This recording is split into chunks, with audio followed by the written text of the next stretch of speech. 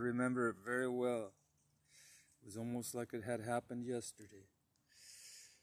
My son and I, we were up in the Alaskan wilderness, not the tundra, not on the in the barren side, where it's mostly tundra, not many trees. That's more on the western side, towards the Pribilofs, and not towards the Pribilofs, but in that direction, but still on the mainland. It gets to be more tundra as you get further northwest. The trees are mostly in the middle, the central and southeast and northeast Alaska. They're not, or just East Alaska. As you go west towards Antarctica, trees become scarce and it turns into what is called tundra. It's just like little bushes. Not too much. It's mostly barren. But grass, it's just grassy. Some shrubs. But I don't know if it's because it's always too cold, or what. But anyway, we were up there camping in the Kenai Peninsula, where there was lots of pretty good trees, a lot of trees and stuff. We were camping along the way, just getting a few hours of sleep while we were traveling up to Anchorage, and from Anchorage down to Homer, round trip. We hitchhiked. We took a shuttle bus. It was what is it? You kind of reserved it. It was like $100 for each person to ride on it. And it was a 5-hour ride from Anchorage to Homer, and Homer to Anchorage. We camped out along the way, and we were eating like we found out what we could eat, what we could not eat. And then I had my little cook set, with my little, what do you call it, those little infernal containers, and we cooked a little bit of the food that we just plucked from the ground.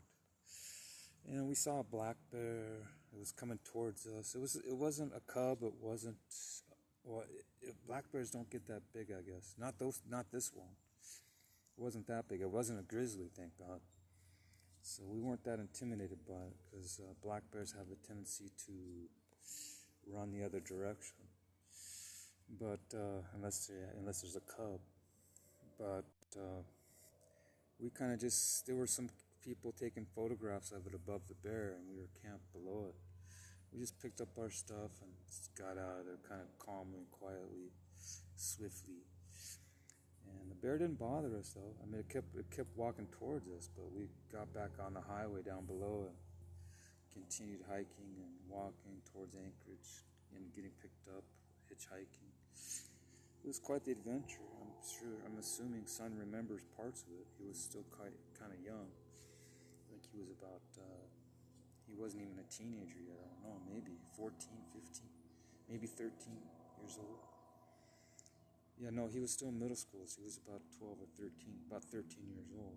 He wasn't in high school yet. But he was up there with me for several months. So, for about 6 months, 5-6 months, and then I sent him back home. His mom insisted that he be with me for, even though I was trying to get on a fishing boat, kind of put a damper in things when she sent my son up to be with me. So I put him in school up there, and I just worked at these fish factories down at the dock in Homer Spit. And we were working on these different boats, offloading and onloading them, processing fish in the canneries. It wasn't for too much pay, but it helped us to survive and get groceries and send some money home and stuff. So that was a kind of experience. Hopefully, I'm assuming my son taught some lessons before he went into the Marine Corps. He taught he was taught some basic principles of how to rough it out when it's cold and it's below freezing. It was. And we had to snuggle up under several layers of blankets, and we ended up moving from a tent to a log cabin for about $800 a month because it was winter rates. Winter rates are cheaper than summer rates. And then after I stayed there for a couple months, and then I was able to purchase this camper for $500 from one of the dock workers. So we got it registered and licensed in my name, and I had a camper. I cleaned it out, sanitized it because it was filthy. It wasn't, the best looking thing, but it was shelter, and it had a workable heater in it, so we were able to stay in that. And so that was good.